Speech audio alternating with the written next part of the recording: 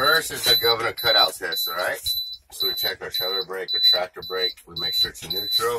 And we start the truck.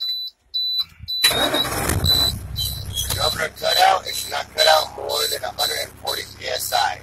So right now I'm going to help build pressure by raising the RPMs to 1,000 RPMs. So I raise it to 1,000 RPMs to help build maximum pressure. This is the longest part of the test, is building pressure. Okay. So, we always tell students just to go to 1,000 RPMs because if you go over 13 RPMs, after BMB, automatic failure. Really?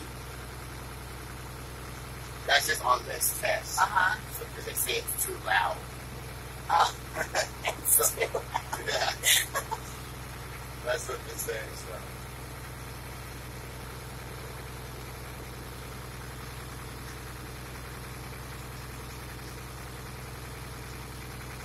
So on the first one, all it's doing is filling up the tanks of pressure, and then it's going to cut out.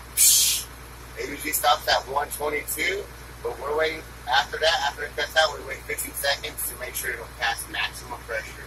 Okay. Maximum pressure is 140. Okay.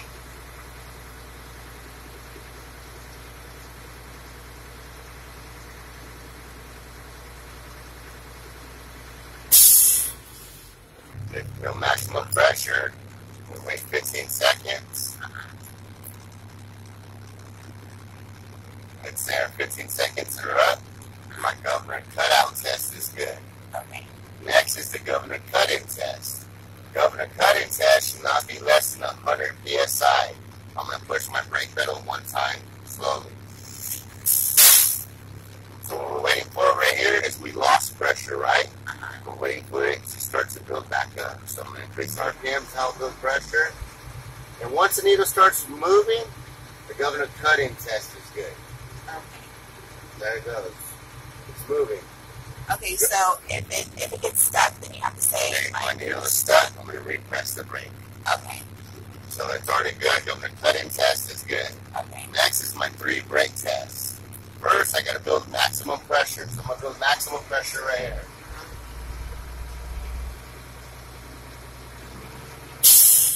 I built maximum pressure. I shift in a low gear. I release my tractor brake. I release the clutch slowly. See, feel the vibration? Yeah. The tractor trailer don't move. My trailer brake is good. Okay. Apply my tractor brake. Release my trailer brake. Release my clutch slowly. Tractor trailer don't move. My tractor brake is good. Release trailer brake and my tractor brake. I let it roll forward. I use my service brake to stop. Tractor trailer stop. My service brake is good. Okay. I shift into neutral. Pop my brakes out. My 3 brake tests are complete. Okay. So now we're at the 1-minute air leak test. I release my trailer brake and then I build maximum pressure.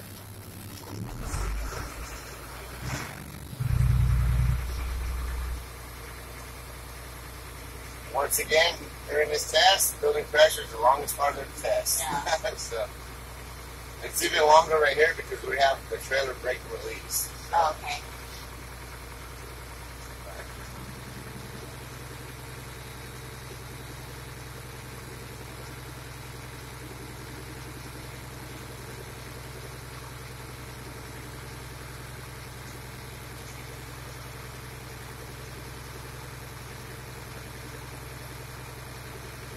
And you'll know when you're at maximum pressure when you hear the governor cut out, right? Yes. Okay.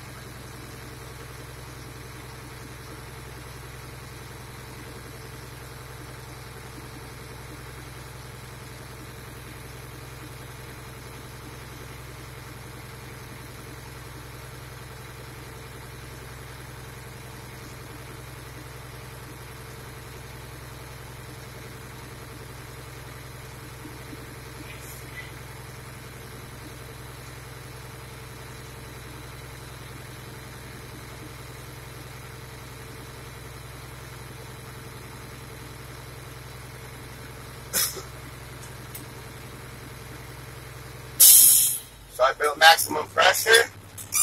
Now I'm going to shift in the low gear. I'm going to turn the truck off. I release the clutch.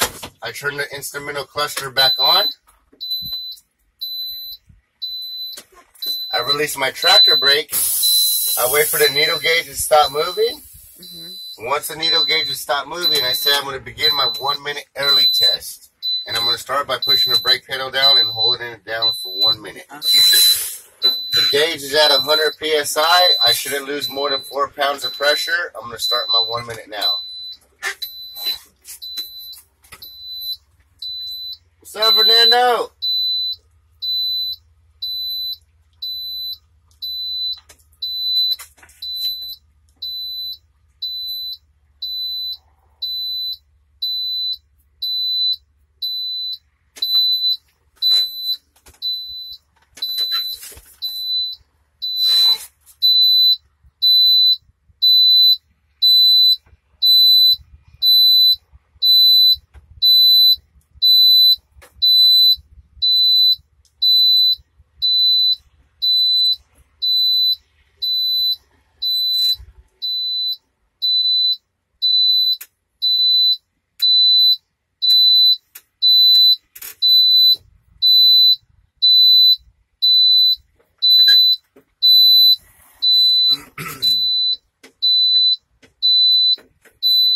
So my 1 minute is up.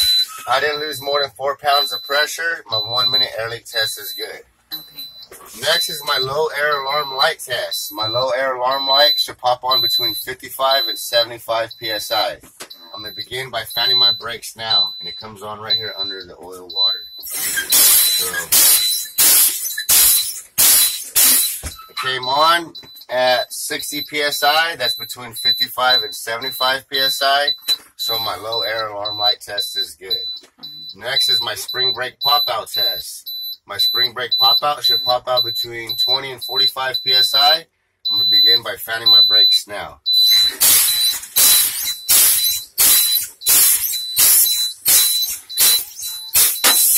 They popped out at 30 psi. That's between 20 and 45 psi. So my spring brake pop-out test is good. I shifted in neutral. I turn the truck off, and that's my 6-point air brake test. Okay.